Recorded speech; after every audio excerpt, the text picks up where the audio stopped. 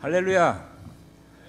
예, 오늘 이 자리 가운데 나오신 여러분들을 주님의 이름으로 환영합니다.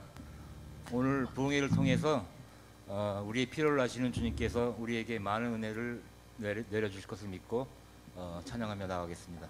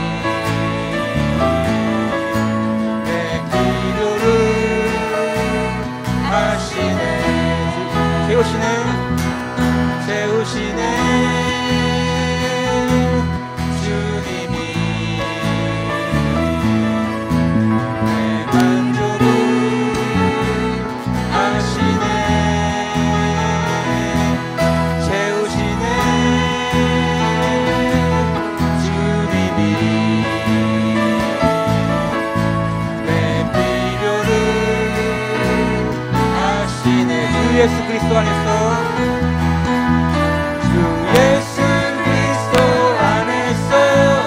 영광 가운데 풍성하신 은혜를 채워주시네. 채우시네. 주님이 내 만족을 하시네.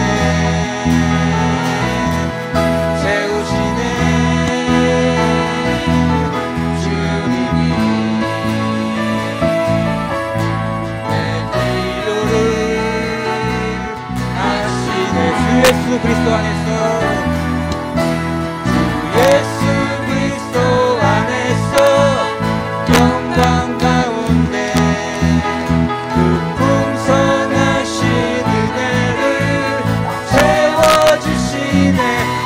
채우시네.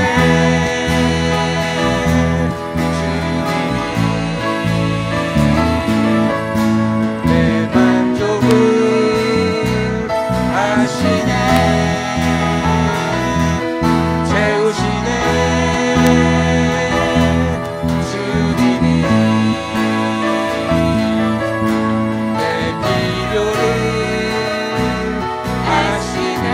필요를 하시네.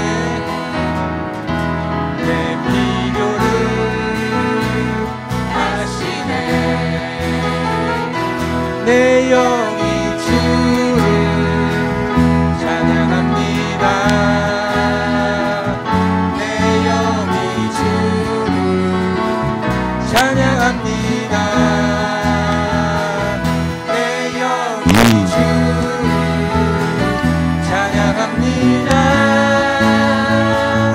내 영이 주를 찬양합니다. 기뻐하라 나의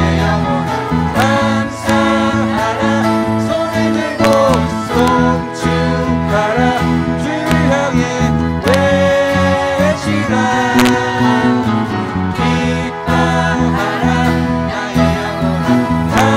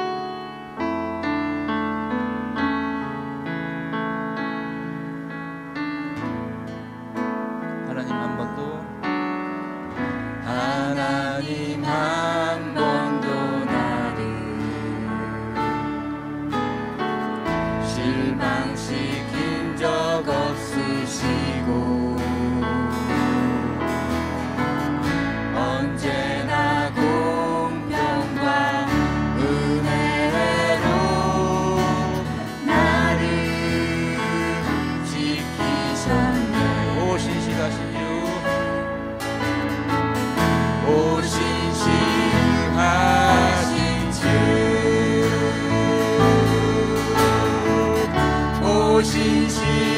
오신실하신 주 내 너를 떠나지도 않으리라 내 너를 버리지도 않으리라 약속하셨던 주님 그 약속을 지키사 이후로도 영원토록 나를 지키시리라 확신하네 지나온 모든 세월들 지나온 모든 세월들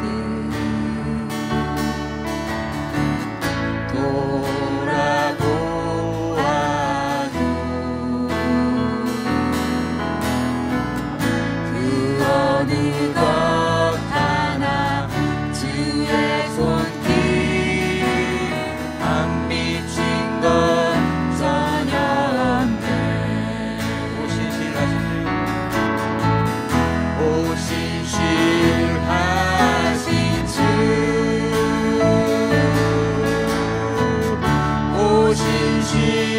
오신실하신 주 내 너를 떠나지도 않으리라 내 너를 버리지도 않으리라 약속하셨던 주님 그 약속을 지키사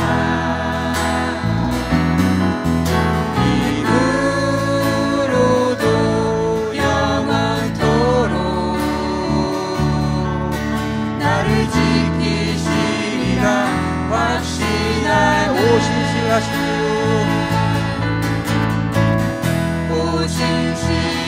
오신실하신 주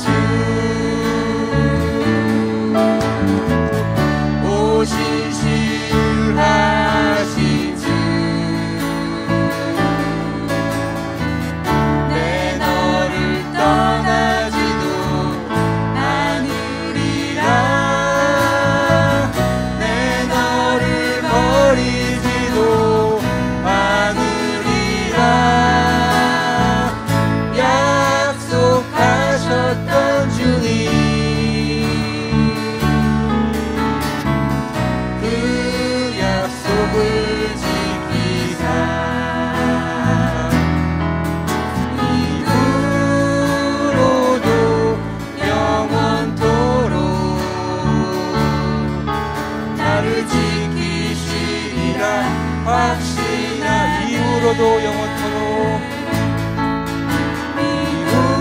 이후로도 영원토록 나를 지키시리라 확신하네 이후로도 영원토록 이후로도 영원토록 나를 지키시리라 확신하네 아멘.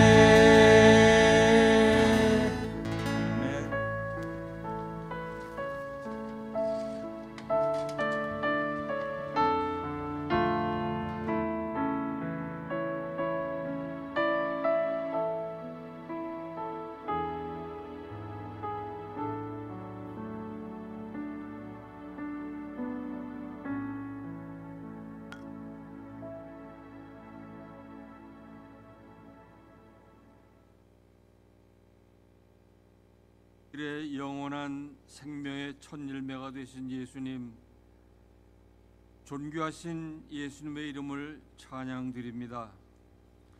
우리에게 생명을 주시되 풍성히 주시기를 원하시는 예수님, 이번에 더욱 풍성한 생명으로 축복해 주시기 위해서 이은재 목사님을 초청하여 그리스도인의 가치라는 주제로 춘계 부흥회를 허락해 주시니 감사드립니다. 온 교회가 사모하며 기도하며 준비하였습니다. 하늘 문을 여시고 하나님의 신령한 성령의 충만한 은혜를 허락하여 주옵소서.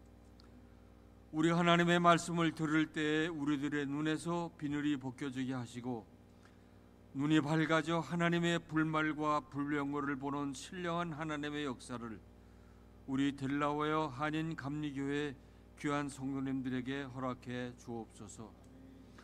오랫동안 지속되고 있는 우크라이나 전쟁, 하마스와 이스라엘의 전쟁 등 답답한 현실이 있습니다. 역사를 주재하시는 분이 하나님이신 줄을 알면서도 현실은 참으로 참담하고 우리의 마음이 낙심될 때가 많았습니다. 하나님, 이번 성회를 통해서 우리 모두가 하나님의 하나님 되심을 다시 한번 깨닫는 귀한 시간 되게 하시고 더욱 확신하며 앞으로 진행해 나가는 귀한 시간 되게 하여 주시옵소서. 육신의 연약함, 인생의 노쇠함으로 몸이 불편해 고통받고 있는 하나님의 자녀들에게 자비를 베풀어 주시옵소서. 하나님의 치료의 광선을 발하여 주시옵소서. 말씀을 섬기시는 강사 이은재 목사님을 하나님의 성령의 두루마기로 입혀주셔서 새 힘을 부어주시고 성령의 기름 부음이 넘치게 하여 주시옵소서. 말씀 충만, 성령 충만, 능력 충만한 성회로 인도해 주옵소서. 이번 귀한 성회를 시작하는 첫날입니다. 토요일 새벽 예배, 토요일 저녁 예배, 주일 여러 예배마다 하나님의 성령의 충만한 은혜를 부어 주시옵소서. 길이요 진리요 생명 되시는 예수님의 이름으로 기도드렸습니다. 아멘.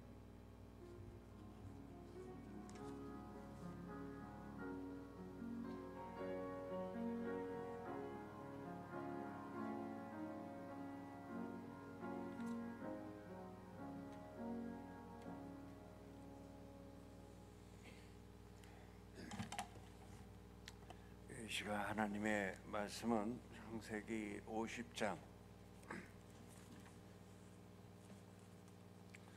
15절부터 21절에 있는 말씀입니다. 창세기 50장 15절부터 21절에 있는 말씀 한 절씩 교독하겠습니다. 요셉의 형제들은 아버지를 여의고 나서 요셉이 자기를 미워하여 그들에게서 당한 온갖 억울함을 안 갚음하면 어찌하나 하는 생각이 들어서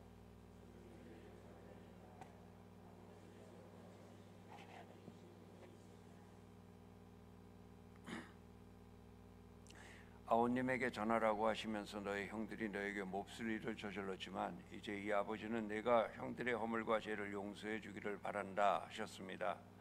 그러니 아우님은 우리 아버지께서 섬기신 그 하나님의 종들인 우리가 지은 죄를 용서해 주시기 바랍니다. 요셉은 이 말을 전해 듣고서 울었다.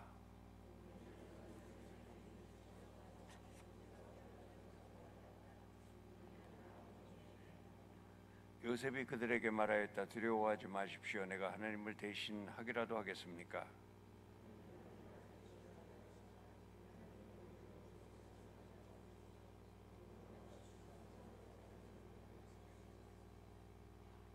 다 같이요. 그러니 형님들은 두려워하지 마십시오. 내가 형님들을 모시고 형님들의 자식을 돌보겠습니다. 이렇게 요셉은 그들을 간곡한 말로 위로하였다. 아멘. 이 시간 특별 찬양이 있겠습니다.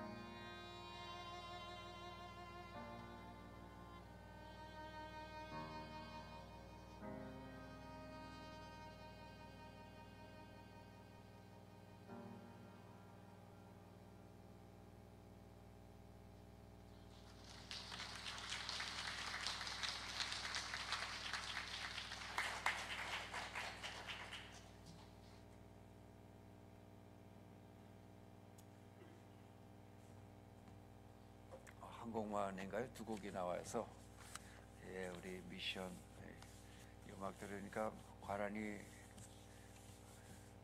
선교 가야 되는데 그렇죠? 예. 예, 감사합니다. 우리 박지혜 집사님 또 아들 이렇게 귀한 찬양 감사드립니다. 예, 오늘 우리 2024년 봄철 부흥회에 강사로 오신 이은재 목사님을 소개하겠습니다. 이은재 목사님 감리교 신학대학 교회사를 가르치고 계시고요. 오랫동안 특별히 아까 들어보니까 15세기 종교개혁 이후에 경건주의 교회사의 유럽에 그래서 독일에 가서 튜빙겐 대학교에서 오랫동안 공부를 하시고 감리교 신학대학에서 가르치고 계십니다. 특별히 우리 교회에 오셔서 이렇게 귀한 말씀을 전해주시게 됐습니다. 여러분 나오실 때에 환영합니다. 우리 박수로 크게 환영해 주시기 바랍니다.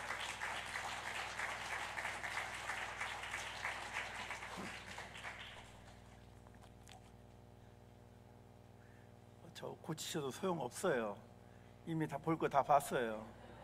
그렇지 않아도 제가 델라베어 한인 감리교회가 유명하다고 그래서 목사님께 여쭤봤어요. 이 교회 훌륭한 분들이 많이 왔다 가셨죠? 그랬더니 작년에 김기성 목사님 오셨다고. 그래서 보니까는 얼마나 작년에 인상이 깊었으면 올해도 김기성 목사님 이름을 적어놨을까. 그런데 하필이면 제가 봤지 뭐예요. 그러니까 여러분들은 지금 이 순간부터 정신적으로 세뇌를 하시는 거예요. 저 앞에 있는 사람은 김기성 목사일 것이다. 지난해에 이어서 연장선상에 있다 이렇게 생각하시고 말씀에 은혜를 받으시길 바랍니다. 잠깐 기도하시겠습니다. 사랑이 많으신 아버지 하나님, 저희를 귀히 여기셔서 이 땅에 살아가지만 하늘 백성 삼아주신 것 감사드립니다. 이 땅에 살면서도 하늘을 향하는 우리의 발걸음 가운데 주님이 주인이 되어 주시옵소서. 매 순간순간마다 영적으로 깨어있게 하시고 세상의 혼탁함 속에서도 하늘의 음성에 귀 기울일 줄 아는 거룩한 성도들 되게 하여 주시옵소서. 이번에 사흘 동안 귀한 집회를 허락해 주심을 감사드립니다. 주님 오셔서 좌정하시고 우리의 주인 되어 주시옵시고 갈급한 심령들 간구하는 소리, 탄식 소리에 귀 기울이실 뿐만 아니라 그 마음을 어루만져 주시옵소서. 성령을 체험하는 시간이 있게 하시고 살아계신 하나님을 인격적으로 경험하는 시간이 되게 하여 주시옵소서. 시간마다 악한 권세들이 틈타지 못하게 하시고 우리가 주님 존전에 나아오는 그 발걸음이 기쁘고 행복할 수 있도록 주께서 친히 인도하여 주옵소서. 이 시간 말씀을 붙잡고 섰습니다.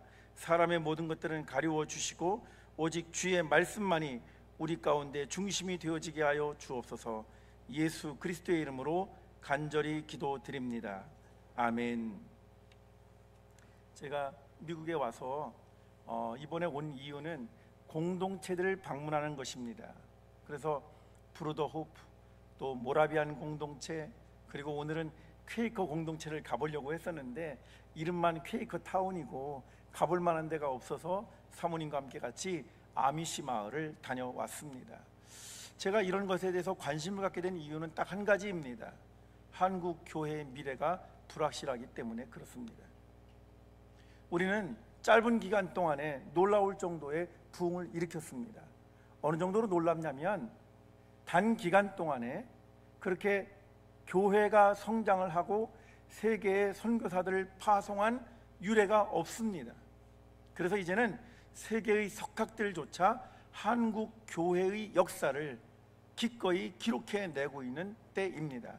그런데 정작 한국 교회 내부 안에서는 미래에 대한 불확실함이 보조되고 있다는 사실입니다. 10년 내에 지금 교회가 현재 상태보다 반토막이 날 것이라고 하는 학자들의 경고가 있습니다. 여러 가지 요소들을 이야기하지요. 그런데 저는 이렇게 생각을 합니다. 그럴 수도 있고 안 그럴 수도 있다. 여러분, 종교개혁 이후에 유럽에서 자리를 잡은 정통 교단들이 있습니다. 로마 가톨릭 교회 또는 영국 성공회, 독일 루터 교회 같은 경우는 우리가 국가 교회 시스템에 의해서 보호를 받았어요. 반면에 성경으로 돌아가자, 초대교회를 구현해보자, 그리고 말씀대로 살아보자고 했던 다양한 소종파, 다른 말로 말하면 프리처치라고 말합니다. 그러한 그룹들은 유럽에서 배겨낼 수가 없었어요. 법적으로 보호를 받지 못했기 때문에 그런 것이죠. 그래서 그들은 신앙의 자유를 찾아서 많은 것을 포기하고 북미로 오게 된 것입니다. 그러한 공동체들이 수백 년이 지나도록 존속할 수 있었던 근거가 무엇일까? 그게 저의 관심사입니다. 저는 물론 답을 찾으려고 온 것은 아닙니다. 제가 가지고 있는 답을 확인받으려고 온 것입니다. 그러면 제가 가지고 있는 답은 무엇일까요?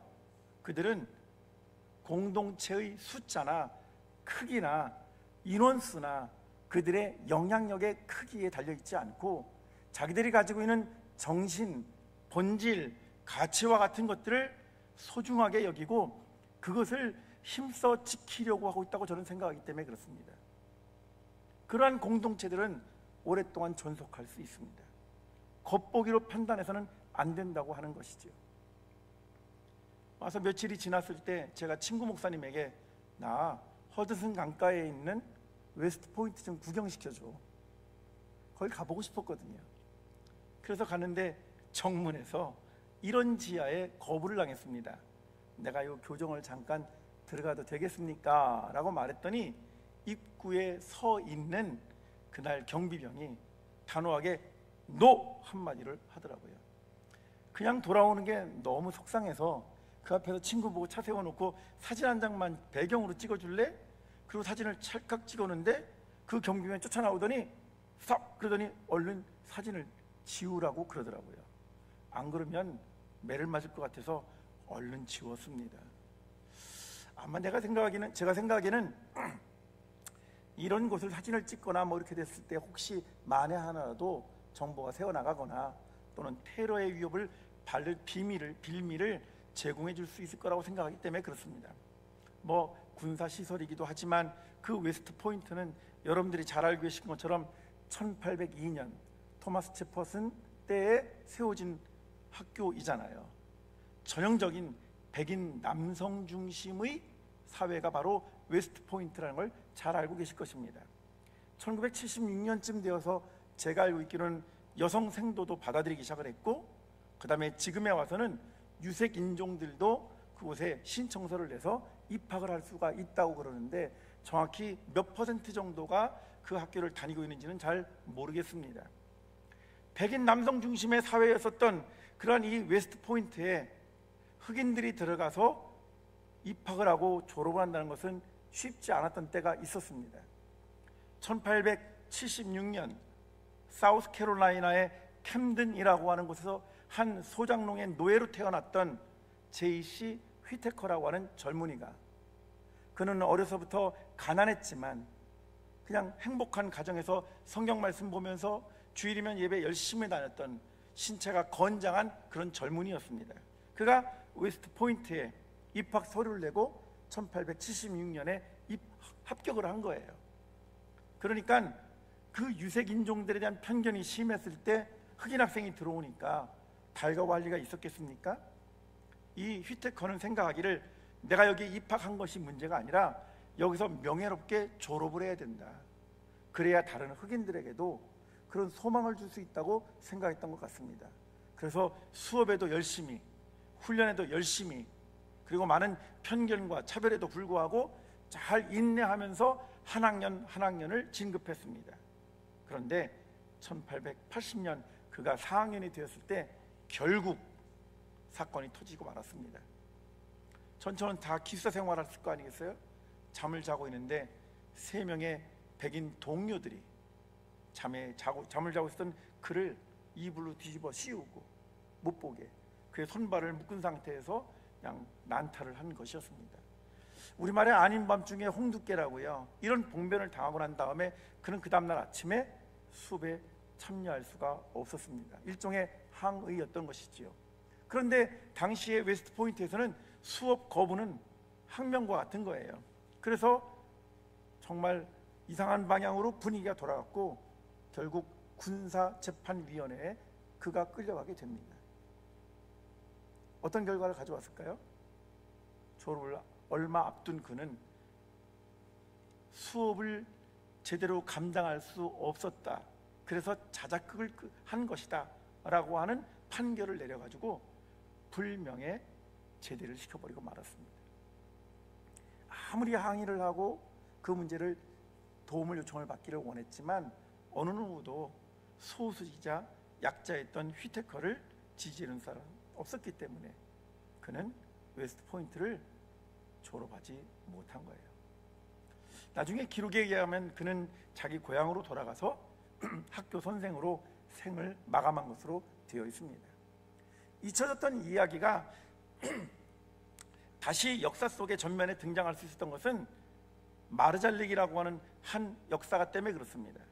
그는 웨스트 포인트의 역사를 이렇게 쭉 기록을 하면서 자료들을 찾는 도중에 휘테커의 사건을 접하게 되었고 그에 대한 애정어린 시선으로 책을 하나 내게 되었습니다. 웨스트 포인트의 추문이라고 하는 작품이었죠. 이것이 사회적으로 문제가 되어서 1994년에 미 국회는 휘테커 사건을 다시 원점으로 돌아가서 재조사하도록 요청을 했습니다. 그리고는 1995년에 당시 대통령이 그에게 명예롭게 졸업장을 준 것으로 일단락되었습니다. 1995년에 해리슨이라고 하는 한 영화 감독이 그 책을 통해서 메가폰을 잡고 영화를 한 편 만들었습니다. 저는 그 영화를 본 거예요. 그 영화는 그 처음 시작이 어디로부터 시작을 하냐면 법정으로부터 시작을 하고 그다음에 마지막에 법정에서 패소하는 장면으로 끝나는데 거기에 휘테커를 위해서 국선 변호사 한 명이 고용이 되는데 그는 흑인이었습니다. 리차드 그리너라고 하는 그 국선 변호사였는데 자기가 최선을 다해서 휘테커를 변호하고 그가 정말 다시 제대로 된 평가를 받기 위해서 백방으로 수고했지만 워낙 다수에 의해서 가망성이 없게 되었습니다. 그리고는 재판장에서 판결이 휘테커에게 잘못이 있다는 것으로 판결이 나게 되었을 때 백인들은 막 환호하고 있는데 제 기억에 아주 생생한 것은 그 리차드 그리너가 그 백인들을 향해서 손으로 이렇게 가리키면서 이렇게 말한 겁니다. 사랑하는 만큼 본다. 사랑하는 만큼 본다. 그것이 저에게는 참 깊은 인상을 주었습니다. 좀 많이 살지는 않았습니다만 살면서 우리가요 얼마나 쉽게 편견과 선입견을 가지고 살아가는지 모릅니다. 한번 잘못된 인식이 딱 들어가면요 그 잘못된 인식을 고치기가 참 쉽습니다. 어렵습니다. 젊었을 때 한번 접했던 어떤 그런 의식들이 나를 지배하면 그것이 평생을 지배하는 경우를 우리는 볼 수 있습니다. 습관이기도 하고 의식이기도 하고 우리가 생각했던 어떤 경험의 일부가 마치 우리 전체를 지배하는 것처럼 말이죠. 그래서 우리는 선입견과 편견에 사로잡혀서 살아갈 때가 참 많이 있습니다. 성경도 그렇게 읽는 것 같습니다. 그런 대목을 보여주는 것이 바로 오늘 본문입니다. 창세기 50장 15절 엄밀하게 말하면 창세기를 마무리하고 있는데 끝나야 되는 거잖아요. 해피엔딩으로 끝나야 되고 순탄하게 마무리를 지어야 되는데 또 한 번의 클라이막스가 다시 발생하고 있는 겁니다. 15절 우리 한번 같이 읽어보실까요? 창세기 50장 15절입니다. 같이 읽겠습니다. 시작.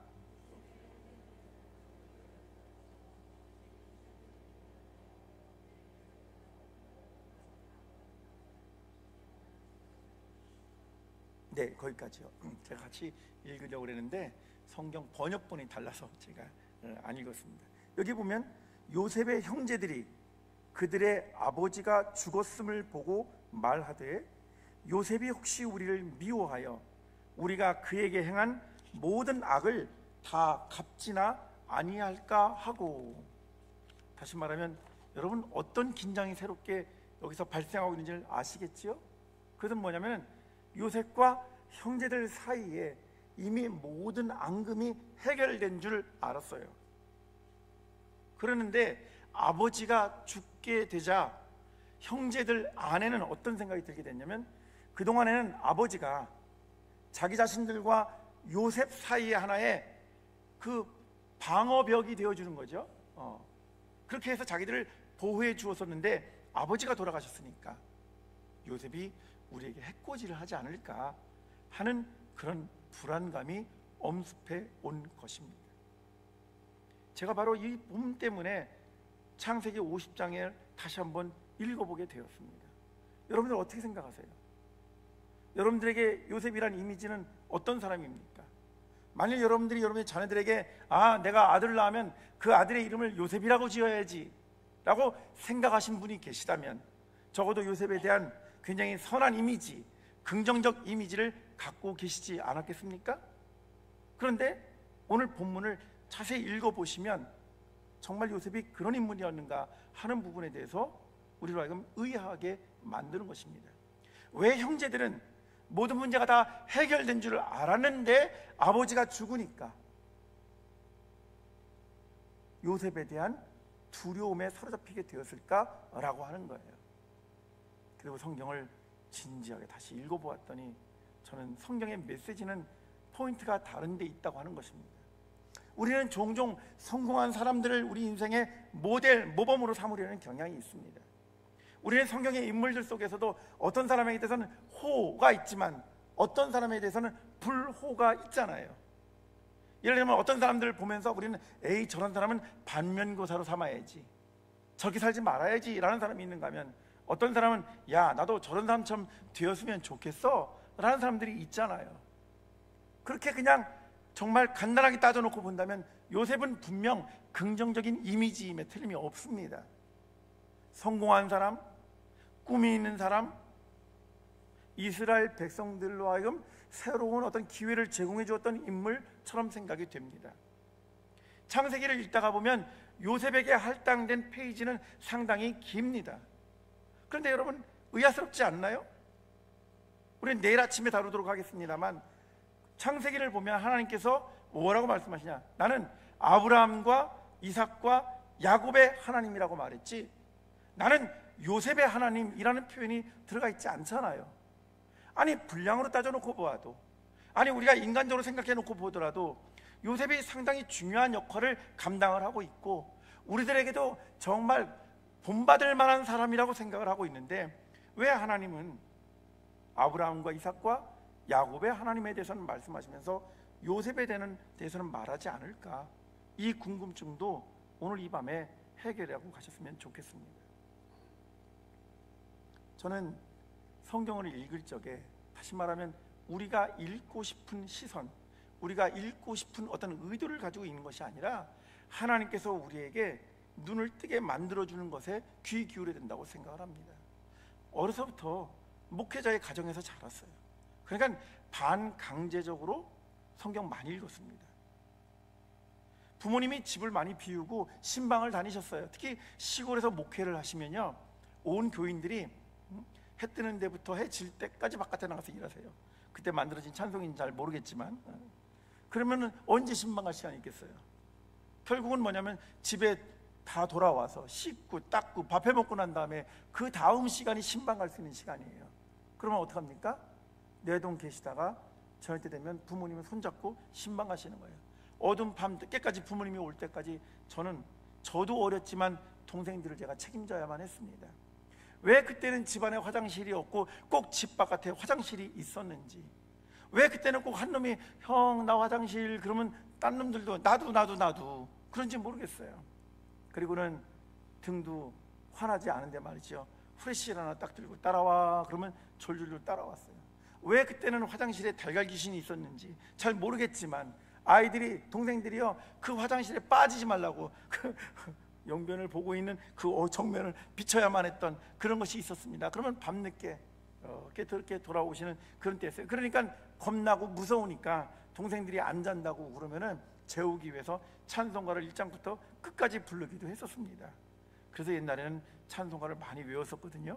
요즘엔 찬양을 안 하는 바람에 찬송가 가사도 많이 잊어버렸지만, 여러분, 그런데 그렇게 분명히 성경도 많이 읽고 찬송도 많이 불렀다고 생각을 하지만 사실은 제가 읽고 싶었던 대로 읽은 거예요. 교회 학교에서 선생님을 통해서 훌륭한 마치 위인전처럼 그렇게 소개를 받고 공부를 하면서 그냥 저에게 편견이 쌓여 있었던 거예요.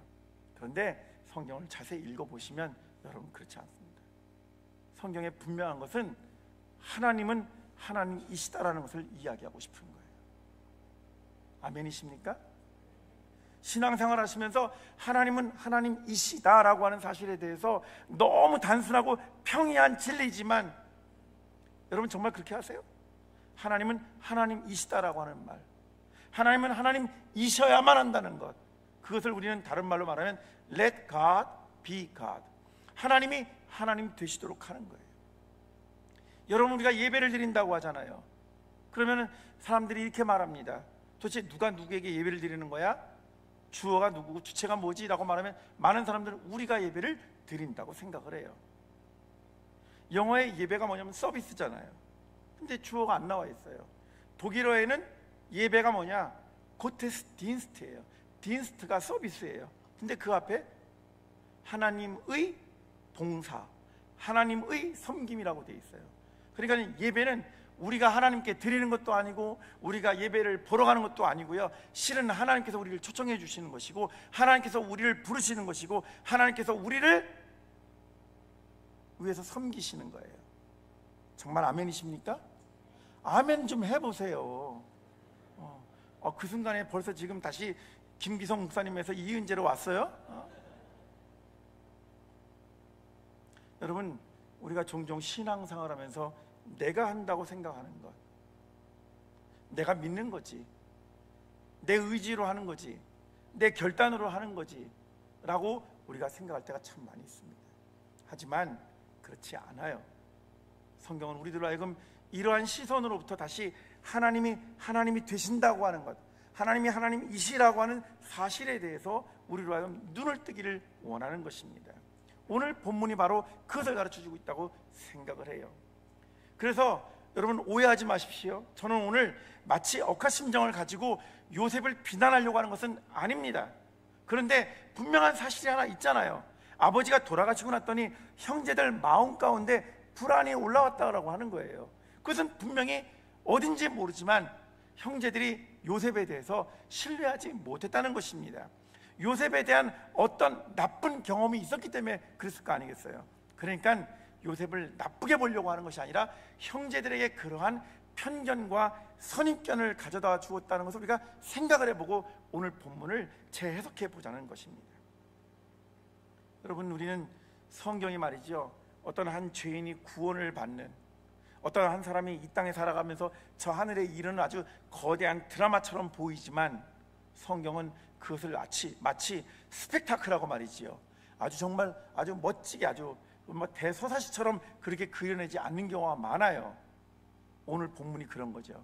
한 가정에서 흔히 일어날 수 있을 그 가정의 불화, 갈등, 다툼, 이런 것들을 통해서도 하나님은 당신의 말씀을 우리에게 던져주고 계신다는 거예요. 그러면 오늘 본문을 좀 자세히 살펴보도록 하겠습니다.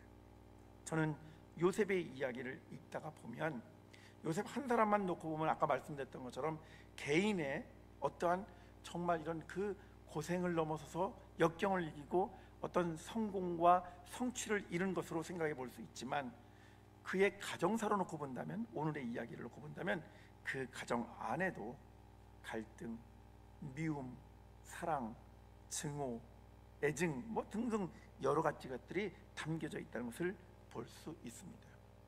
이것은 요셉 개인의 문제는 아니에요. 사실 요셉 가정 안에서 벌어지고 있는 이와 같은 이 불안정한 상황은 아버지 때문에 만들어진 겁니다.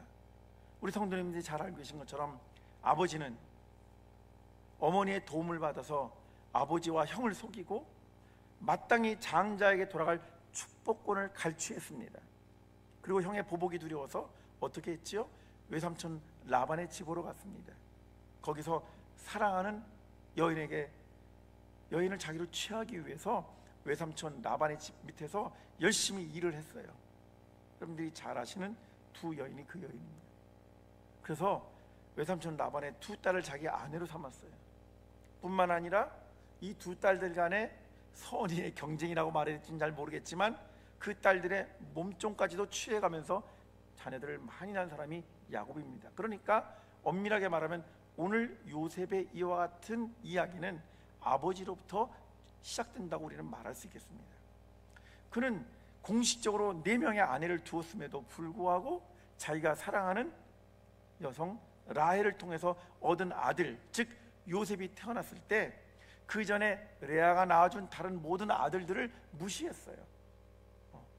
얼마나 그 아들이, 자기가 사랑하는 여인을 통해서 낳은 아들이 이쁘고 좋았으면 야, 이런 놈 하나 더 있었으면 좋겠다. 그래서 붙여진 이름이 요셉이에요. 아마 오늘날 같았으면 뭐라고 이름을 붙였을까요? 하나 더 있었으면 좋겠다를 오늘날은 뭐라고 말하죠? 좀 우스갯소리를 해보려고 그랬는데 너무 경직되어 있으셔서 1+1. 성경에 웬만한 거 다 나오죠, 그죠? 그래서 사실은 야곱이 그럴 정도 아들을 편애했어요. 그러니 그 가정에 건강할 리가 없지요. 그 자녀들을 골고루 사랑하고 상황이 어찌되었든 간에 다 아내로 취했다라면 그 아내들과 그 아내들을 통해서 얻은 자식들에 대해서 아버지의 마땅한 사랑들을 나눠줬어야 되잖아요. 아마 한국에서 안 태어나서 그랬을 거예요. 한국에서는 어른들이 옛날에 이렇게 말했거든요. 손가락 깨물어 안 아픈 손가락이 없다고. 그 말의 뜻이 뭐죠? 자식들을 다 나름대로 사랑스럽고 소중하다는 거잖아요. 야곱이 한국에서 태어났으면 안 그랬을 텐데 어디 중동 어딘가에 태어나가지고 말이죠. 요셉만 편애했어요. 그에게만 예쁜 옷 입히고 그에게만 음식을 더 주고, 그 때문에 형제들에게 시기심, 질투심을 불러일으킨 게 사실이잖아요. 그게 오늘 여기 화근의 원인 제공입니다.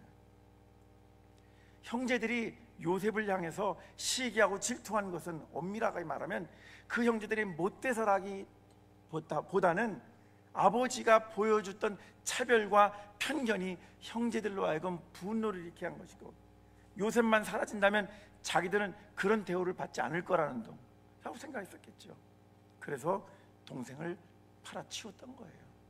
그리고 여러분들 그 과정을 다 시간이 없으니까 다 말씀드릴 수는 없지만 그 야곱과 그의 형제들이 살고 있었던 곳에 기근이 들게 되었을 때 요셉은 애굽의 총리가 되어서 꿈을 통해서 풍년의 때와 기근의 때를 미리 준비해 왔습니다. 결국 야곱의 아들들이 자기들의 기근을 해결하기 위해서 곡식이 넉넉히 있다고 하는 애굽 땅에 곡물을 사러 오게 되었을 때 형제들을 알아보았던 요셉은 어떻게 했습니까? 창세기 42장부터 창세기 44장까지 읽어보시면 2번이나 자기의 형제들을 골탕을 먹입니다. 어떻게 하죠? 한 번은 곡식과 맞바꿀 돈을 도로 주고 그 다음에 거기다가 은잔을 넣어서 보낸 것. 2번째는 그걸 핑계 삼아서 다시 왔을 때 자기 어머니가 낳은 자기 친동생을 데려오지 않으면 그들을 믿을 수 없다는 것이죠. 신뢰할 수 없다. 간첩으로, 스파이로 여기는 거예요. 그렇게 해서 동생을 데리고 오게 하고 하는 이런 일련의 과정 가운데서 형제들을 무척 괴롭혔던 것을 알 수 있습니다. 엄밀하게 말하면 요셉은 이미 형제들에게 2번씩이나 복수를 감행한 거예요. 그런데 이 복수국을 벌일 때 여러분 놀라운 사실을 우리는 아셔야만 합니다. 성경을 대충 읽으시면 안 되고 좀 꼼꼼하게 읽어보시도록 하겠습니다. 창세기 42장 제가 읽어드릴게요. 20절 21절 너희 막내 아우를 내게로 데리고 오라. 그러면 너희 말이 진실함이 되고 너희가 죽지 아니하리라 하니 그들이 그대로 하니라. 21절 그들이 서로 말하되 우리가 아우의 일로 말미암아 범죄하였도다. 그가 우리에게 애걸할 때 그 마음의 괴로움을 보고도 듣지 아니하였으므로 이 괴로움이 우리에게 임하도다. 여러분, 형제들은요, 자기들은 아직 요셉이 자기들에게 복수한다고 생각하지 못하고 있었어요. 그런데 막내 동생을 데리고 오라고 했을 때 그들은 또 알고 있었어요.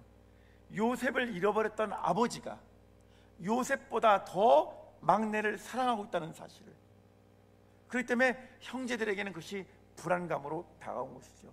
두 번씩이나 아버지의 마음을 아프게 할 수가 없었어요. 그러니까 그 이야기를 듣는 순간 그들은 자기 옛날 일들이 너무나 사무쳐서 말이죠, 괴로워서 말이죠, 우리가 그때 요셉의 그 간구를 좀 들어줬어야 되는데 요셉을 우리가 너무나 냉정하게 그렇게 내밀쳤다고 하는 사실에 대해서 형제들의 마음이 흔들리기 시작했습니다. 그러자 맏형이었던 루벤이 나타나서 그들에게 대답하여 이르되 내가 너희에게 그 아이에 대하여 죄를 짓지 말라고 하지 아니하였더냐. 그래도 너희가 듣지 아니하였느니라. 그러므로 그의 핏값을 치르게 되었도다 하니. 이런 것을 미루어 볼 적에 모든 형제들이 요셉을 미워하지는 않았다는 사실도 여기서 발견할 수 있습니다. 여러분, 우리는 너무 쉽게 읽어 내려갔죠. 요셉을 제외한 다른 모든 형제들은 요셉을 다 시기하고 다 미워하고 다 질투하고 그래서 그를 죽음으로 내모른 것으로 생각했었지만 사실 루벤은 그러지 않았다는 것을 알 수 있습니다. 이 루벤이 창세기 42장 27절에 이렇게 말합니다. 이제 총대를 메고 아버지에게 말하는 거죠. 루벤이 그의 아버지에게 말하여 이르되 내가 그를 아버지께로 데리고 오지 아니하거든 내 두 아들을 죽이소서. 그를 내 손에 맡기소서. 내가 그를 아버지께로 데리고 돌아오리이다. 여러분 생각해 보세요. 지금 루벤이 총대를 메고 하는 이 말 가운데 중요한 대목이 하나 있습니다. 그는 이렇게 말해요. 아버지, 말죄를 우리들에게 맡겨주세요. 우리가 잘 데리고 왔다가 안전하게 데리고 오겠습니다. 만약에 제가 책임질 텐데 그를 감당하지 못하면 아버지, 저에게 두 아들이 있는데 아버지의 손자 두 아들 당신의 손에 맡길 테니까 죽여도 괜찮아요. 여러분, 세상의 모든 아버지가 자기 새끼 사랑하는 거는 당연한 거야. 그렇지 않아요? 야곱이 요셉을 사랑하듯이 루벤도 자기 새끼들이 눈에 넣어도 아프지 않을 자식들이었겠죠.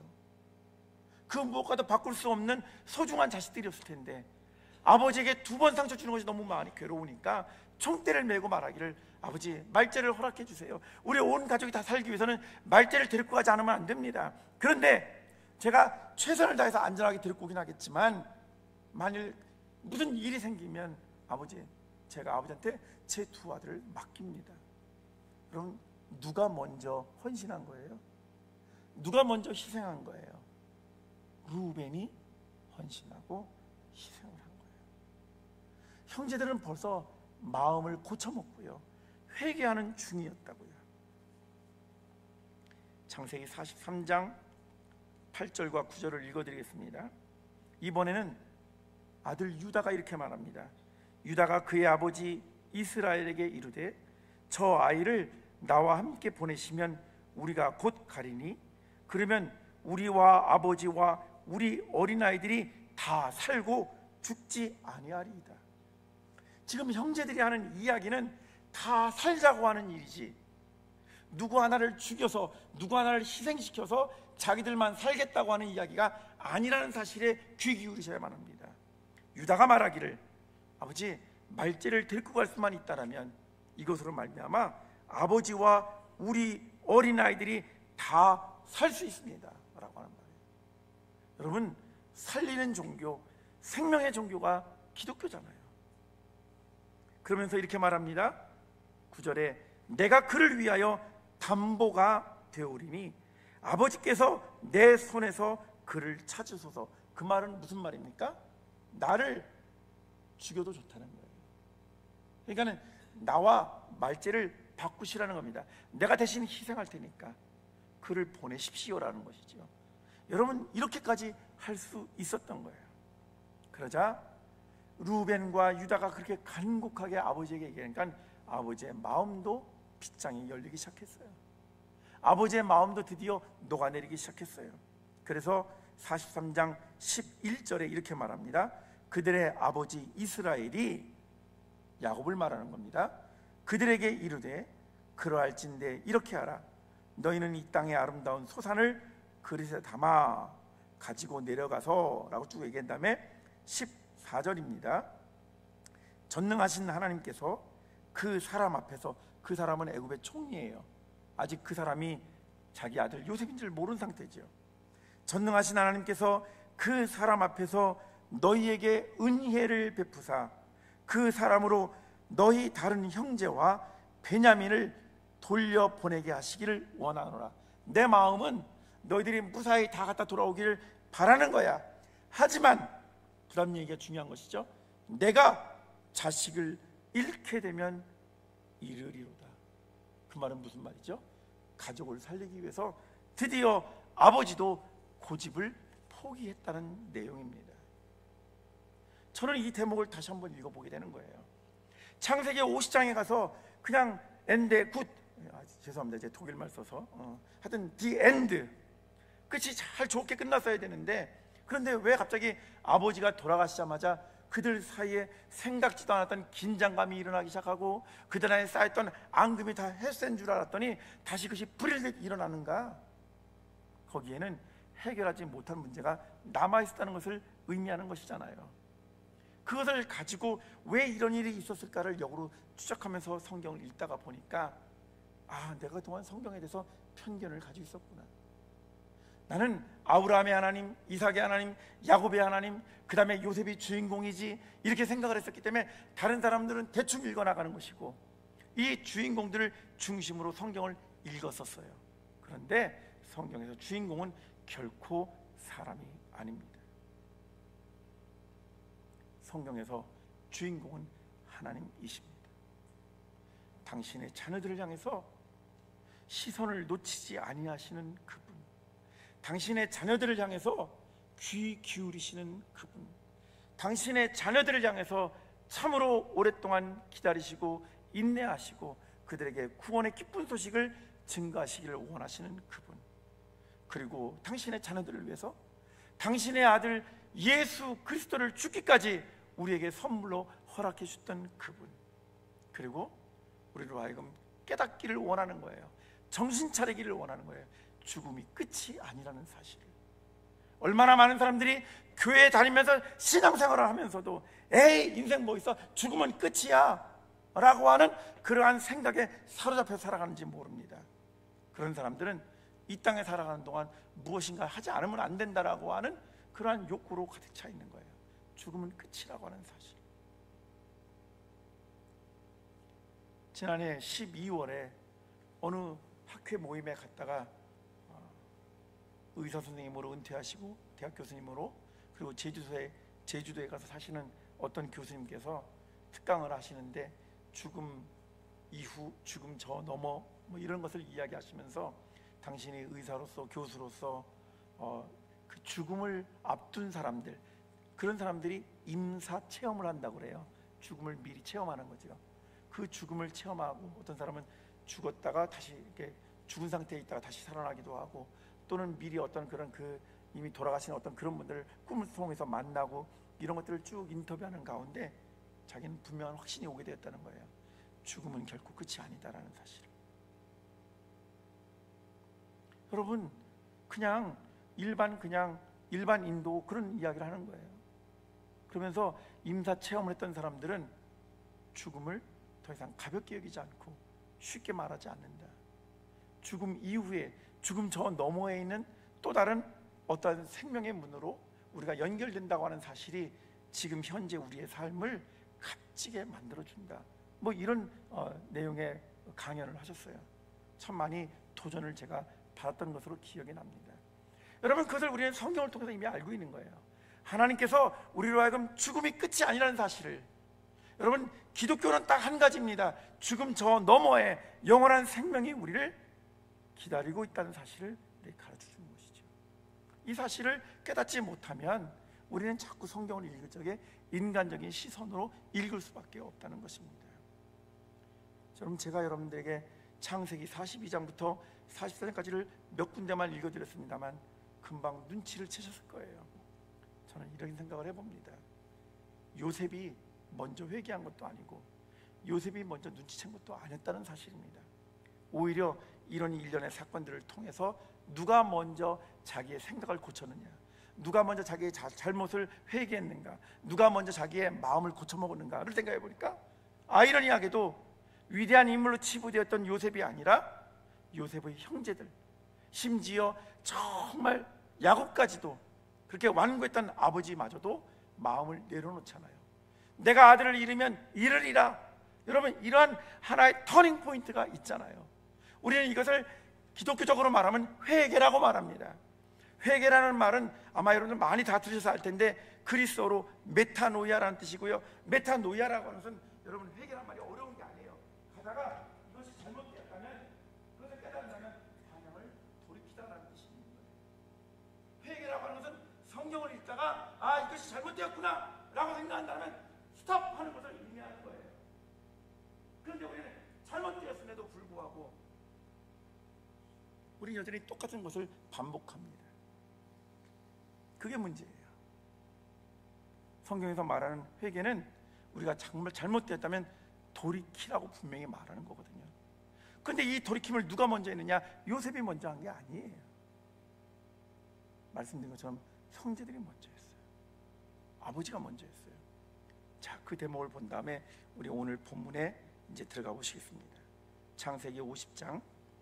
요셉의 형제들이 그들의 아버지가 죽었음을 보고 말하되 요셉이 혹시 우리를 미워하여 우리가 그에게 행한 모든 악을 다 갚지나 아니할까 하고 요셉에게 말을 전하여 이르되 당신의 아버지가 돌아가시기 전에 명령하여 이르시기를 너희는 이같이 요셉에게 이르라 내 형들이 내게 악을 행하였을지라도 이제 바라건대 그들의 허물과 죄를 용서하라 하셨으니 당신 아버지의 하나님의 종들인 우리 죄를 이제 용서하소서 하며 요셉이 그에게 하는 말을 들을 때 뭐라고요? 울었더라. 여러분, 울었다는 말은 드디어 요셉의 마음이 그제서야 형제들에게 시선이 가기 시작한 거예요. 그 전까지는 어쩌면 그게 없었을 거예요. 형들 괜찮아, 나 이 증거를 할게. 다 뭐 지나간 일인데 아버지 모시고 다 와, 내가 형들이 살 수 있도록 다 마련해 줄게. 그래서 애굽에서 잘 살았어요. 어쩌면 요셉은 말이죠, 뭐 가오를 잡을 수도 있었겠죠. 이런 말이 좋은 말이 아닌 줄 알지만 왜? 성공했으니까. 성공한 사람이 베풀 수 있는 아량이 있잖아요. 성공한 사람이 베풀 수 있는 선심 있잖아요. 그랬는지 모르겠어요. 그런데 형제들의 마음에 진심을 그가 듣고 난 다음에 비로소 그 이야기를 들을 때 요셉의 눈이 뜨이는 거예요.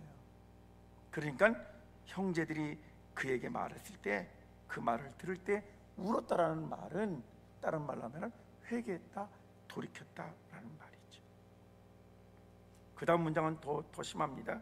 그의 형들이 친히 와서 요셉 앞에 엎드려 이르되 우리는 그전에는 뭐라고 말하냐면 하나님의 종들이라고 해서 자기 자신들을 당신 아버지의 하나님의 종들인 우리라고 말했는데 이제는 뭐라고 말하냐면 형제들이 와서 목숨을 부지하기 위해 요셉에게 이렇게 말했습니다. 우리를 당신의 종으로 받아달라는 겁니다. 근데 이미 요셉은 이제 바로 그 전에 울면서 회개했잖아요. 그렇기 때문에 그들은 요셉이 놀라운 신앙 고백을 하는 겁니다. 요셉이 그들에게 이르되 두려워하지 마십시오. 내가 하나님을 대신할 수 있겠습니까? 라는 말이죠. 여러분, 오늘 우리들은 어느 누구도 하나님을 대신할 수가 없어요. 그런데 저는 유감스럽게도 얼마나 많은 사람들이 하나님의 대리자를 자처하는 사람들이 우리 가운데 많은지 알 수가 없습니다. 성경이 우리들에게 요구하는 것은 하나님이 주인이시라고 한다면, 하나님이 성경의 메시지에서 가장 근원적인 분이시라고 한다면 우리는 그분 앞에서 대등한 존재여야만 합니다. 아무리 잘난 사람, 아무리 많이 배운 사람, 아무리 많이 가진 사람, 어떤 경력이 많은 사람이라고 할지라도 하나님의 공동체 안에서는 대등한 관계가 되어야 되는 거예요. 그래서 우리가 그냥 입으로만, 건성으로만 말하는 형제 자매가 아니라 엄밀하게 말하면 신앙 공동체는 가족이 되어야만 합니다. 가정이 되어야만 해요. 저는 여러분들에게 감히 부탁드립니다. 델라웨어 한인연합감리교회가 아름다운 가정을 세워나가시기를 주님의 이름으로 부탁을 드립니다. 여러분들이 가족과 같은 공동체를 세워주시기 바라요. 여러분, 부부 간에도 해결하지 못하는 문제가 있어요. 부모 자식 간에도 아픔과 갈등과 상처가 있을 수 있습니다. 그렇게 하지 못할 때 온 가족인 여러분들이 여러분들의 지혜와 경험을 짜모으시고 기도해주고 상담해주고, 그렇게 해서 힘들어하는 사람들, 아파하는 사람들, 그런 사람들이 이곳에 오면 한 가족이 되는 놀라운 역사가 일어날 수 있다면, 그리고 그런 사람들 향해서 사랑의 시선으로 볼 수만 있다면, 저는 이 재단 한국교회 다시 회복될 줄로 믿습니다. 독일에 유학을 갔을 때 원래 학교에서 저한테 기숙사를 혼자 쓰게 해준다고 장학 조건에 그렇게 나와 있었어요. 그랬는데 갔더니 한 녀석이 먼저 와 있는 거예요. 그래서 이거 내 방인데, 그랬더니 자기들 이 방을 쓴다는 거예요. 굉장히 이제 난감했지요. 그래서 어쩔 수 없이 이제 통성명을 했습니다. 나이도 몇 살이냐고 물어보고, 저보다 몇 살 아래였어요. 저는 대학원을 마치고 갔고, 그 친구는 이제 막 들어왔으니까 저보다 몇 살 아래였습니다. 이름이 뭐냐고 물었더니 마티아스 바이어래요. 그런데 생긴 게 독일 사람 같지가 않아요. 키도 뻥뻥하게 큰데 좀 까무잡잡한 거 있지요. 그래서 속으로 생각하기를, 쟤는 죄송해요, 정통 독일인이 아니라 아마 섞였나 보다, 대충 그렇게 감을 잡았어요. 하지만 뭐 처음부터 뭘 묻고 따질 수가 없잖아요. 그리고 어떻게 앞으로 한 방에 살 것인가, 이런 이제 긴장 관계를 해결해야 되니까. 그런데 첫날부터 문제가 발생을 했어요. 저는 늦게 자고 좀 일찍 일어나는 편입니다. 늦게 자고 늦게 일어난 줄 아셨죠? 그랬는데 이 친구는 일찍 자고 늦게 일어나요. 편한 친구예요. 근데 한 방에서 있어야 되니까 그 낡은 기숙사에서 조금만 움직여도 삐기덕삐기덕거리고 어떻게 합니까?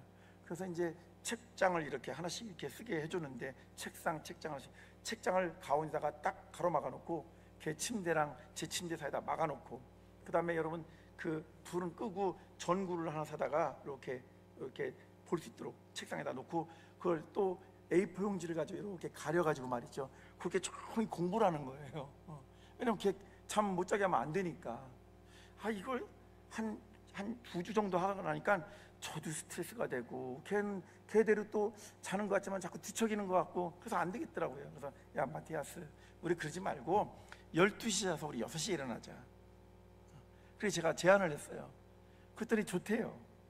그래서 우리 12시쯤 이제 자고 6시에 일어나요. 6시에 일어나면 뭐 하냐면 서로 같이 성경 한 장씩 읽고 기도하고 하루를 시작하자. 그렇게 해서 정말 극적으로 잘 타협을 해서 잘 지내게 되었습니다. 마음문이 열리니까 자기가 출신이 어디고, 자기는 어디서 어떻게 하고 어떤 일하고, 자기는 어떤 비전을 가지고 있고, 이런 이야기를 하더라고요. 한 3개월쯤 지났어요. 좀 더 관계가 형성된 거죠. 그때쯤 되었을 때 제가 물어봤어요. 야, 너 근데 국적은 독일 사람인 거 맞는데 혈통은 어떻게 되는 거야? 그랬더니 얼굴이 벌개지더라고요. 그랬더니 잘은 모르지만, 이렇게 말해요. 잘은 모르지만 둘 중에 하나는 독일 사람일 거야. 어머니나 아버지나 둘 중에 하나는 독일 사람일 거야. 그렇게 말하더라고요. 근데 제가 한 반년쯤 지났을 때 방학이 돼서 같이 그 친구랑 이 가전제품 포장하는 회사에 가서 한 일주일 동안 일을 같이 했어요. 용돈벌이를 하느라고. 그러면서 더 가까워졌습니다. 제가 물어봤어요. 야, 아버지야 엄마야? 그랬더니 그제서야 실토를 하더라고요. 실은 자기가 자기를 버린 사람이 누군지 알고 싶어가지고 양 부모 집에서부터 이미 다 정보를 가지고 얘가 온 거예요. 있어. 근데 만날까 말까 놓고 계속 고민만 하지 안 만나고 있었는데, 제가 자꾸 추궁하니까 실은 우리 엄마는 독일 사람이고 아빠는 터키 사람이야. 그 시골 동네, 어머니가 살던 시골 동네에 공장이 지어지고 터키에서 어떤 가정이 노동자로 왔답니다. 왔는데 그때 엄마도 청소년기였고, 그 다음에 그 터키 노동자의 가정에서 온 친구도 친한 친구인데 터키 같은 비슷한 연령대가 있는데 둘이 사랑에 빠졌어요. 그래가지고서는 양쪽 부모들에게 허락도 안 받고 사랑을 해가지고서는 그만 덜컥 임신을 하게 되었습니다. 이 사실을 알게 된 여자 부모님이, 독일 부모님이죠, 노발대발을 하고서는요 마을 사람들을 동원을 해가지고 터키에서 온 노동자 가정을 다 쫓아버렸습니다. 그러니까는 남자친구랑 해서 임신한 상태에서 그 남자친구랑 강제로 이별을 당하게 된 거죠. 그러니까 아버지 엄마가 너무 미워가지고 집을 가출한 겁니다. 가출하고 나와서 프랑크푸르트에서 사는데 배는 점점 불러오는데 학교도 다 졸업하지 않은 상태에서 어디서 일자리 얻기도 쉽지 않고, 그러니까 그냥 가서 그냥 뭐 국어를 하기도 하고 시급으로 일도 하기도 하고, 그러다가 너무 이제 힘드니까 이제 애를 낳자마자 내가 얘를 데리고 있을 수가 없다. 그래서 어느 보육원 시설에다 맡기면서 이렇게 신신당부를 한 것 같아요. 내가 다시 찾으러 올게. 그랬는데 사실은 그게 쉬운 일이었겠습니까? 독일도 2차 세계대전 끝나고 난 다음에 전쟁 고아들이 많았어요. 그래서 그런 버려진 아이들, 그 시설 단체에 있는 애들을 입양해서 키우잖아요. 그러면 사실은 나라에서 입양해 주니까 고마워서 나라에서 그 집에 돈을 줬습니다. 따라서 아이를 입양하는 가정은 둘 중에 하나예요. 사람이 좋아서 아이를 입양하거나 그 아이를 입양해서 자기들이 먹고 살기 위한 생계 방편으로 쓰기 위해서. 첫 번째 입양되어 갔던 집은 아주 나쁜 부모였답니다. 자기 애들도 있는데 자기 애들은 맛있는 거 먹이고 얘는 먹다 남은 거 주고, 맨날 밖에 나가서 놀지도 못하게 하고 막 그 노동을 시키고, 심지어는 그 깐난 어린애 몇 살 되지도 않았는데 그 부모들이 막 이상한 동영상 같은 거 보고 욕을 막 하고 폭력을 휘두르고 알코올 중독자가 되고, 그래서 자기가 너무 힘들고 외로우니까 주일마다 교회를 가면 사랑을 받은 거예요. 그러니까 그 마을에 조금씩 시간이 지나면서 소문이 나게 됐어요. 아, 저 아이 참 불쌍하다. 저 아이를 입양해 갔는데 저 사람이 못된 부모를 만났다. 그래서 그 교회의 어떤 가정에서 이 마티아스를 재입양하기로 마음먹었습니다. 그러니까는 처음 입양해 갔던 그 부모가 나라에서 나오는 돈이 있으니까 난 줄 수 없어요. 그래서 결국은 소송을 했어요. 우리 다 알고 있습니다. 이 마을 사람들이 당신이 애를 학대한다는 걸 말이죠. 그렇게 해서 반강제로 끌고 왔어요. 새로 두 번째로 입양된 부모님은 참 좋은 분이었습니다. 넉넉하지 않은 분이에요. 이미 아들이 넷이나 있었는데 한 명의 아들을 또 입양을 했습니다. 아버지는요, 커다란 트레일러를 운전하는 사람이에요. 네덜란드 로테르담부터 시작해서 저 스페인, 포르투갈, 프랑스까지 물건 날라주러 다니는 사람이에요. 도로에서 잠을 자고 말이죠. 1년에 한 절반 정도는 집을 비우는 그런 운전자예요. 엄마는 아이들을 키우기 위해서 파트타임으로 마트에 가서 일을 하고 말이죠. 그런데도 교회 봉사를 열심히 했고요. 그 다음에 이 입양한 마티아스를 어떻게 했습니까? 사랑으로 돌봐준 거예요. 그래서 그 교회에 목사님이 이 친구가 잘 자라니까 너는 하나님의 뜻이 있을 거야. 그리고 너는 신학 공부하면 좋겠어. 그래서 신학대학에 와서 저를 만난 거지. 그 이야기를 털어놨어요. 그래서 제가 그랬어요. 야, 너 그러면 어머니하고 아버지에 대한 정보, 아버지는 이미 터키로 돌아왔다는 정보가 알 수 없는 것 같고 어머니에 대한 정보를 가졌다는데 만나보고 싶지 않니? 그랬더니 저한테 말하지 말라고 그러더라고요. 불쾌하다는 거예요. 날 버렸는데 뭘. 그래도 제가 그랬어요. 아닌 것 같아.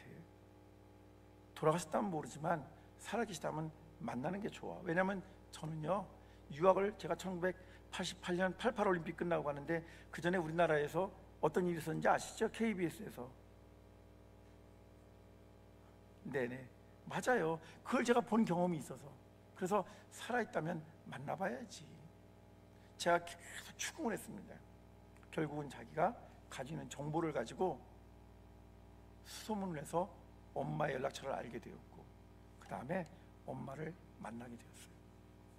프랑크푸르트에 가서 어머니가 지금 사시는데 만나러 간대요. 그래서 제가 그랬어요. 마티아스, 내가 따라가 줄게. 혼자 갈 때 심심할 테니까. 또 긴장도 될 것 같아서.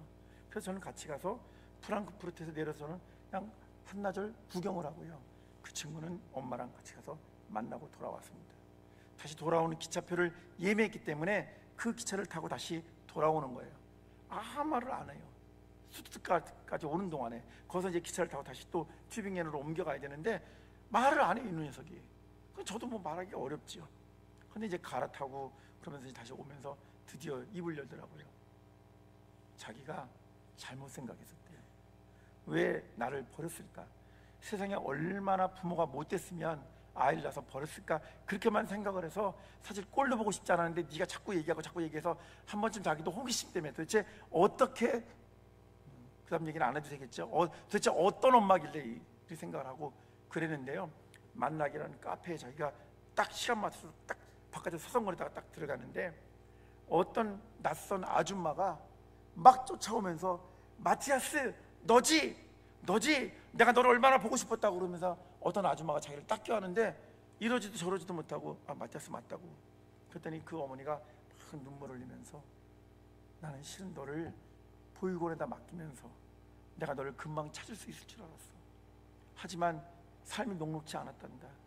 그리고 내가 조금 돈을 벌어서 그 보육원에 갔더니 네가 이미 벌써 다른 집에 입양이 되어 가는데 알려줄 수 없다는 거예요. 그래서 뭐 백방으로 수소문하고 했는데 내가 살아있다는 것만 알고 있고 어디 있는지를 알지 못했는데 오늘 만나게 되었는데 나는 너를 결코 버린 게 아니야. 미안해. 내가 너를 얼마나 사랑하는데. 그렇게 막 그 아줌마가 울어대니까 얘가 정신을 못 차리고 그래서 일단 시간이 지난 다음에 앉혀놓고 그간에 있었던 이야기를 쭉 다 들은 거예요. 그래서 엄마가 왜 그렇게 임신을 했는지, 왜 아버지는 다시 고향으로 돌아가는지, 그리고 아버지가 왜 터키 사람인지 뭐 이런 것까지도 다 알게 되었다는 것이지요. 그러면서 이 친구가 내려오는 동안에 말을 안 했던 이유는 여러 가지 자기 안에 있었던 만감에 교차하는 것 때문에 정리를 하는 시간이었던 거예요. 그러면서 저한테 그 얘기를 해서 제가 그랬어요. 그때는 무슨 지금처럼 무슨 컴퓨터가 있는 거 뭐 이런 거 아니니까 편지를 주소 받아와서 주소 받았대요. 연락처 받아서 받았대요. 자주 일주일에 한 번씩 전화드리고 편지를 써. 그간의 감정을 네가 하나하나 다 해서 하면 좋겠어. 그래서 그 이후에 그 어머니하고 자주 연락을 했고요. 그 친구는 독일에서는 김나지움을 졸업하지 못하면 대학을 못 갑니다. 실업계 학교를 나왔기 때문에 독일에서는 대학을 못 가요. 제가 같이 가 있었던 그곳은 독일 감리교 목사를 양성하는 그런 곳이었기 때문에 와서 공부를 했는데 더 공부하고 싶었어요. 저랑 지내면서. 그래서 뉴저지에 있는 두르 대학교에 와서 상담 심리학으로 박사학위를 받고요. 지금은 인디아나 주에서 활동을 하고 있는 친구입니다. 여러분, 이런 일들이 얼마나 많을까요? 저는 이제 말씀을 정리하겠습니다. 우리는 아무것도 아닌 것 같아도 우리가 자라나온 환경 또는 우리가 경험했던 그것들이 우리를 지배하는 경우가 참 많아요. 그래서 한 번의 경험 또 한 번의 어떤 그런 충격 뭐 이런 것들이 우리의 생각을 지배하는 경우가 많습니다. 우리도 모르게 편견과 선입견에 사로잡혀 있어요. 제가 너무너무 속상한 가운데 하나는 요즘에 한국에서는 젊은이들이 전부 다 MBTI 한다는 거예요. MBTI. 여러분 그걸 가지고 저 사람이 I구나, 저 사람이 T구나. 그럼 그 다음부터 어떻게 처신하는지 아시겠죠? 왜 사람을 있는 모습 그대로 보지 못할까? 여러분 저는 지금 창세기 이야기를 말씀드리고 있지만 오늘 이런 시선을 가지고 성경을 다시 한번 읽어보셨으면 좋겠어요. 거기에는 사람이 사람을 보는 시선도 있지만 사람을 향하신 하나님의 시선이 있다는 것을 아셔야만 합니다. 하나님의 시선은 사람의 시선과 다릅니다. 하나님은 우리의 필요를 위해서 당신의 눈길을 주시거나 시선을 주시는 분이 아니시라 우리를 사랑하시기 때문에 당신의 눈길을 주시는 분이에요. 무엇인가 사랑하는 시선을 가지고 바라볼 수 있는 것, 그것이 얼마나 놀라운 일인가 하는 것이 성경에 가득 기록되어 있습니다. 독일의 대문호 괴테는 이렇게 말했습니다. 여러분들이 어린아이를 볼 적에 객관적으로 보려고 노력하지 마십시오. 그들의 미래를 염두에 두고 보시는 훈련을 하십시오. 괴테가 한 이야기입니다. 여러분 그 말은 저는 우리 신앙 공동체에 꼭 들어만 한다고 말씀드리고 싶습니다. 우리는 저 사람이 어떤 사람이야, 저 사람의 배경이 어때, 저 사람의 학력이 어때, 저 사람이 지금 무슨 일을 하고 있어, 이렇게 객관적으로 보려고 하지 마시고 만일 누군가가 이 신앙 공동체에 문을 두드리고 들어온다면 저들도 하나님의 백성이야, 저들도 하나님의 구원의 약속 가운데 있는 사람이야 라는 시선을 가지고 바라봐 주셨으면 좋겠습니다. 그렇게 할 적에 델라웨어 한인감리교회가 이 자리에 있어야 될 이유, 이 교회가 이 자리에 있음으로 말미암아 기독교에 대한 가치, 그리스도인에 대한 가치가 조금이라도 달라질 수 있을 줄로 믿습니다. 기도하시겠습니다. 사랑이 많으신 아버지 하나님, 요셉의 가정사 이야기를 통해서 우리는 다시 한번 형제들이라고 하는 대등한 관계에 대해서 되묻고 생각해 봅니다.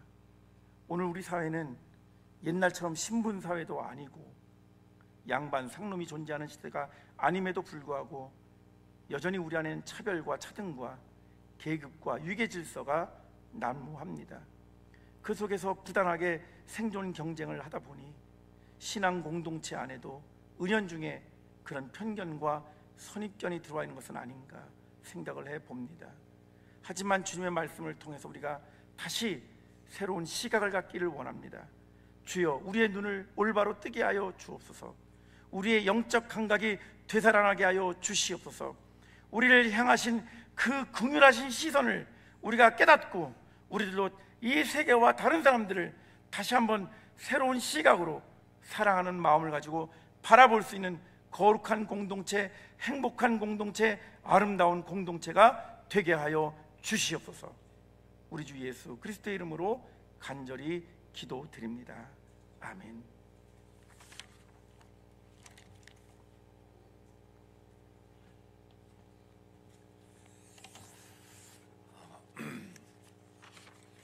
예, 광고 말씀을 먼저 드리겠습니다. 오늘 귀한 말씀 전해주신 우리 이은재 목사님 감사를 드립니다. 내일 새벽 예배는 6시에 드리게 됩니다. 많은 교우분들도 참석하셔서 함께 기도하는 시간이 될 수 있게 되길 바랍니다. 내일 둘째 날 저녁은 토요일이기 때문에 7시에 예배를 드리겠습니다. 집회를 하겠습니다. 그러니까 잊지 마시고 내일은 7시에 하게 드리도록 하고요. 주일날에는 1부 예배 또 2부 예배 있게 되고요. 주일날은 점심을 먹고 오후 1시에 마지막 집회를 하도록 그렇게 하겠습니다. 예, 이 시간에는 우리 찬송가 289장 찬송하시면서 헌금 드리도록 하겠습니다. 289장입니다.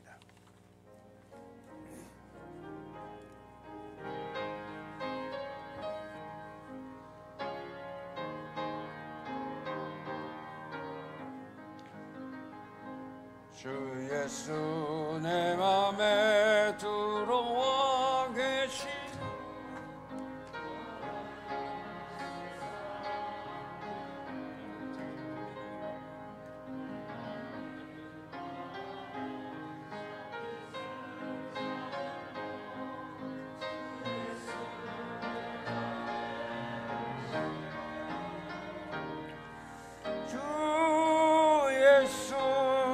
맘에 오시 주 예수 내 맘에 오시 물밀듯 내 맘에 기쁨이 넘치는 주 예수 내 맘에 오시 주 예수 내 맘에 들어와 계시누 망령된 행실을 끊고 머리털보다 더 많던 내 죄가 눈보다 더 이어졌네 주 예수 내 맘에 오시 주 예수 내 맘에 오시 물밀듯 내 맘에 기쁨이 넘치는 주 예수 내 맘에 오시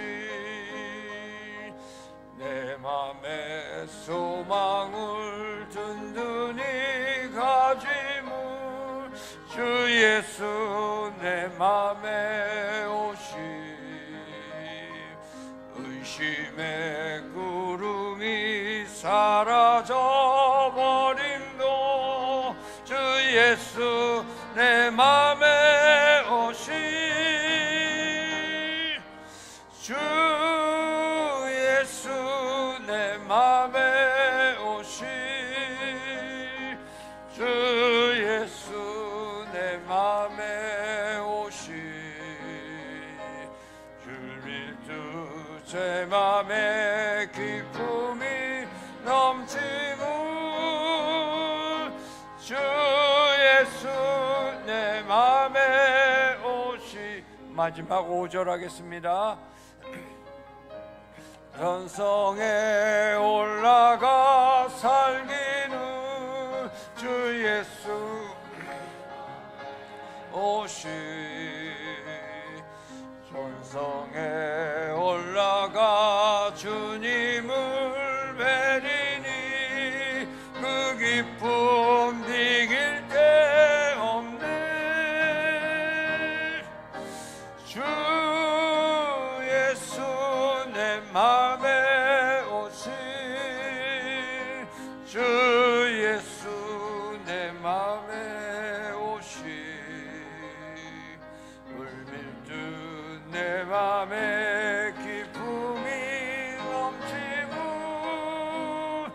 주 예수 내 맘에 오시. 한번 말씀 더 드리겠습니다. 우리 모든 예배에는 베이비시터가 준비가 돼 있어서 아이들을 잘 돌봐줍니다. 그러니까 기억하시기 바라고요. 예배를 마친 다음에 우리 간단한 간식이 우리 친교실에 준비되어 있습니다. 여러분들이 함께 나눔의 시간을 갖도록 하시길 바라고요. 이 부흥회를 위해서 수고해 주신 우리 전도부 부장 강상국 권사님 또 그 외 모든 섬겨주신 분들에게 감사를 드리겠습니다. 이 시간에 다 같이 일어나시고요. 우리 다 같이 헌금기도 그리고 제가 죽도록 마치도록 하겠습니다. 하나님 아버지 감사합니다.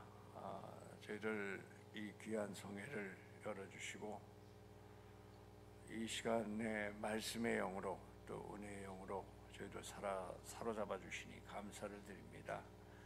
저희들 이 세상에 매였던 우리들의 생각들 또 우리들의 분주한 마음들이 이 집회를 통해서 주님의 은혜를 바라보게 하시고 저희 마음 깊은 곳까지 주님의 사랑이 우리 하나님께서 얼마나 우리를 사랑하시는지 그 사랑을 다시 한번 회복하는 시간이 되기를 원합니다.